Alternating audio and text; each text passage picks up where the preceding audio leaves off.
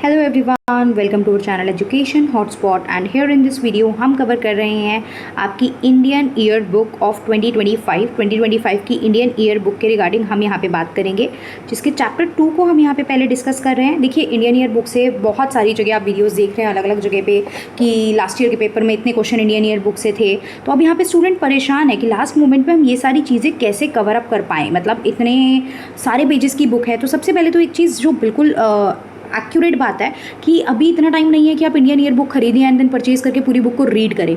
अभी आप अपने स्टैटिक प्लस करंट अफेयर पे फोकस कीजिए, जो भी आपने पढ़ा है, बिकॉज इंडियन ईयर बुक में ऐसी जो भी चीज़ें हैं वो या तो आपके स्टैटिक पार्ट से कवर हो जाती हैं, करंट अफेयर से कवर हो जाती हैं। ऐसा नहीं है कि बिल्कुल आउट ऑफ द बॉक्स जाके ही यहाँ पे कोई ऐसी चीज़ आपको मेंशन कर दी है जो आप लोगों ने कभी भी नहीं पढ़ी है। सो प्लीज़ अभी के लिए इतनी बल्कि बुक है, पॉसिबल नहीं है पढ़ पाना, और इसके चक्कर में आप जो ये वाला पार्ट है इसको भी कहीं ना कहीं पीछे कर देंगे और इसकी रिवीजन भी नहीं हो पाएगी। तो आई वोंट सजेस्ट कि अभी जाके आप बुक खरीद के, पहले से किसी ने पढ़ रखी है that is well and good, अगर आपने पढ़ रखी है तो बहुत अच्छी बात है।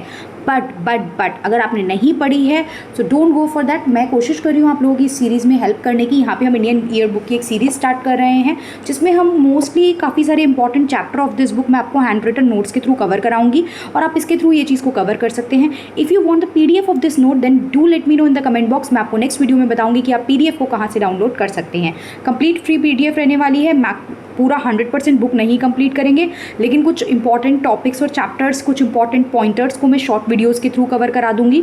जैसे कि कुछ शॉर्ट बना के मैं आप लोगों को कवर करा दूंगी that this is the line, इस पे फोकस कर लीजिए। पॉसिबिलिटी है कि उस लाइन से रिलेटेड कोई क्वेश्चन एग्जाम में बन जाए, और अगेन वो होगा आपके फैक्ट से ही। अगर आपने लक्ष्मीकांत पढ़ी है पॉलिटी की, आपने पूरे साल के करंट अफेयर पढ़े हैं, आपने इकोनॉमी एनवायरमेंट के बेसिक कवर करें, तो वो चीज़ आप लोग कवर अप कर पाओगे। ऐसा नहीं है कि वो बहुत आउट ऑफ द बॉक्स कोई टॉपिक आ जाएगा, बट या एक रिवीजन पर्पस के फॉर्म से, और एक की हमने कंसीडर कर लिया उस पॉइंट को, हमें रिवाइज हो गया वो पॉइंट, उस पर्सपेक्टिव से ये सीरीज़ हम लोग यहाँ पे रख के चलेंगे।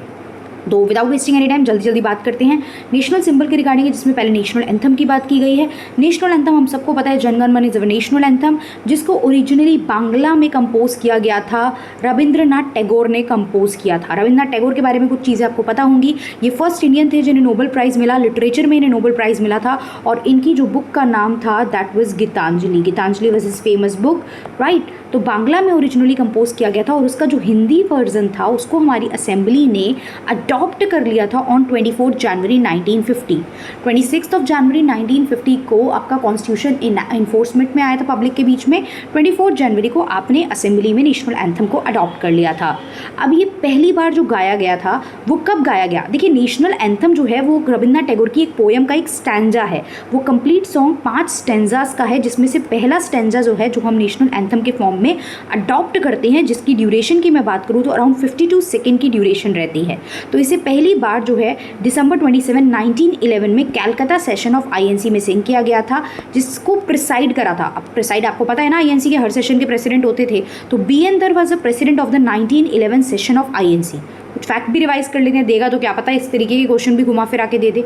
तो पहली बार इसको कैलकाटा सेशन में यहाँ पे INC के जो है वो गाया गया था, और प्रिसाइड किया था इसे BN धर ने। अब यहाँ पे 1911 में जब दिल्ली दरबार लगा था, दिल्ली दरबार मतलब फ्रॉम कैपिटल जो है वो कैलकाटा टू दिल्ली शिफ्ट की जा रही थी, तो किंग जॉर्ज V जो है बाहर से किंग एंड क्वीन विजिट करने आए थे यहाँ पे। तो उस समय रविंद्रनाथ टैगोर ने ये अपनी जो पोइट्री थी ये उनके आगे रिसाइट भी की थी। सो this is about national anthem.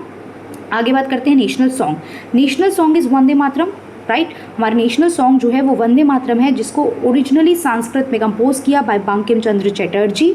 Chattopadhyay भी कई बार आप यूज़ करते हैं, राइट। ये एक इनकी नॉवल का पार्ट है। This song was a part of his novel. उनकी एक नॉवल थी। देखिए, मैंने अभी टैगोर जी की एक बुक का नाम बताया, गीतांजलि। तो Gitanjali was his book, and Anand Math जो बुक है वो रिलेटेड है किससे? बंकिम चंद्र चटर्जी से। वंदे मातरम इसमें उन्होंने इस नॉवल में लिखा था। 1882 की ये बुक है, राइट।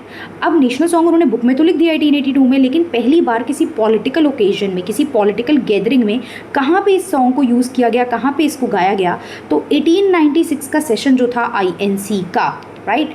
INC का 1896 का जो सेशन था वहाँ पे इसको पहली बार जो है वो सिंग किया गया था। वहाँ पे मैंने बताया आपको कौन किसने कब करा गया, और यहाँ पे भी हमने देखा कि कब इसको सिंग किया गया था, राइट।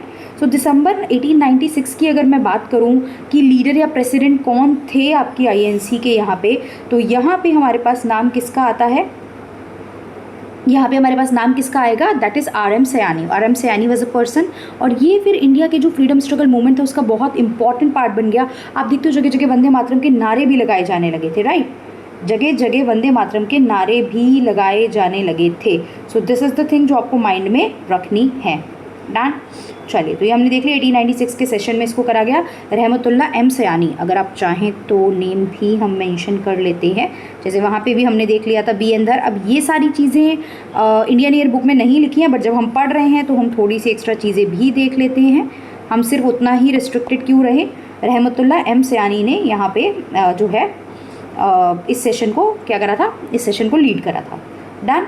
इनकी एक बंगाली नावल थी, ये नावल बंगाली में है, बंगाली नावल जो थी आनंद मठ, उसमें इसको इंक्लूड किया गया था। चलिए आगे बात करते हैं। ये जो है इसका इंग्लिश ट्रांसलेशन किसने किया था, अगर ये पूछ लिया जाए, मतलब इस पर्टिकुलर वंदे मातरम का English translation of the song was done by Shri Aurobindo Ghosh. ये नाम ध्यान रखना है, अरबिंदो घोष ने इसका इंग्लिश ट्रांसलेशन किया था। फर्दर बात करते हैं अबाउट नेशनल कैलेंडर। देखिए हम जो कैलेंडर फॉलो करते हैं जनवरी टू लाइक दिसंबर है, राइट, वो क्या है आपका, वो आपका ग्रेगोरियन कैलेंडर है, राइट। दिस स्पेलिंग में गड़बड़ हो गई थोड़ी सी, राइट। अब यहाँ पे हम ऑफिशियल पर्पस वगैरह के लिए वही यूज़ करते हैं, और कंपनी हमारी फाइनेंशियल कैलेंडर यूज़ करती हैं आपका April to March, this is the thing. But अगर नेशनल कैलेंडर की बात करें तो हमारा जो नेशन कैलेंडर है वो बेस है साका एरा पे, राइट। साका एरा जो कि 78 AD में एग्जिस्ट करती थी, उस पर बेस्ड हमारा ये कैलेंडर है। साका संवत जो है वो जनरली आज की डेट में जो आप फॉलो करते हो, अभी हमारा 2025 इज़ गोइंग ऑन, बट माना जाता है कि जो साका संवत जो है, ये साका संवत जो कैलेंडर है वो हमारे इस पर्टिकुलर कैलेंडर के हिसाब से 78 ईयर पीछे चलता है। तो लाइक अभी यहाँ 2025 चल रहा है, तो आप 78 ईयर माइनस कर दीजिए, एज पर साका संवत कैलेंडर अभी उतना ईयर चल रहा है, राइट। अब इसके कुछ मंथ हैं, राइट, ये हिंदी में आप लोग कई बार घर पे सुनते होंगे, हिंदी कैलेंडर जब आप देखते हैं तो उसमें लिखा होता है चैत्र, बैसाख, ज्येष्ठ, आषाढ़, श्रावण, भाद्रपद, अश्विन, कार्तिक, मार्गशीर्ष, ये सारे क्या है, ये मंथ हैं उस as per the Saka calendar. अब ये कैलेंडर साका इरा से बिलोंग करता है, मैंने बताया। तो साका इरा जो है वो 78 AD में जो थे वहाँ हमें देखने को मिलता है, और ये इनिशिएटेड था, ये जो किंग का नाम भी आप एक बार माइंड में रख लेंगे, right, king Shalivahan. King Shalivahan, अब देखो इसको लेके कन्फ्यूज़न है कि ये जो किंग शालिवाहन थे ये खुद एक साका रूलर थे, या मतलब साका वंश के ही राजा थे, या फिर इन्होंने साका वंश को हराया था। तो देयर इज़ अ कन्फ्यूज़न, मतलब ये थोड़ी सी कन्फ्यूज़न है इनको लेके। So this is about the chapter number 2 of your Indian year book about the national symbol. Chapter 2 हमने कंप्लीट कर लिया है with handwritten notes. Further भी इसी तरीके से कुछ चैप्टर हम लोग इंक्लूड करेंगे, इन चैप्टर वाइज ही हम लोग कवर करेंगे।